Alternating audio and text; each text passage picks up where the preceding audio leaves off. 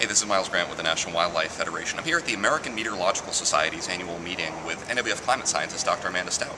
And Amanda, I'm not a scientist myself, but I do know that the W in NWF does not stand for weather. So what are we doing here? Well, the American Meteorological Society is about a lot more than weather. And this is one of the premier conferences for climate scientists. So I think it's really important for us to remember that climate change is going to affect all sorts of wildlife around the country and around the world. And it's important for us to be understanding what the latest climate science is saying, and also for us to be talking to climate scientists about how they can do a better job communicating and working with us to protect wildlife. Sure. And do you see that communication as your main role here?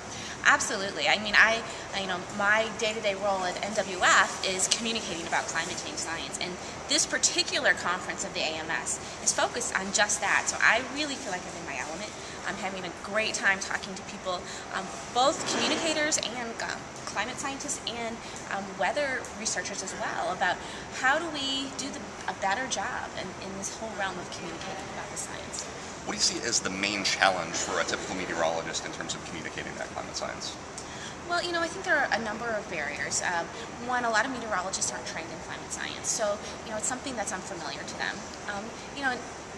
Your typical broadcast meteorologists, they have a lot of other demands on the time that they have within that they're allotted on television. That's something I learned today, that they'll be or yesterday, that they'll be lucky to get 30 seconds to talk about climate change, and even that they have to fight their producers for. So, I think there are some barriers in terms of where those people come from and their background, as well as sort of just the day-to-day, how do you get the climate into the broadcast. Sure. And I should say, for the typical person, what is the difference between a meteorologist and a climate scientist? Mm-hmm. A meteorologist would study the factors that affect our weather. They are focused on forecasting weather a day to a week or 2 weeks in advance.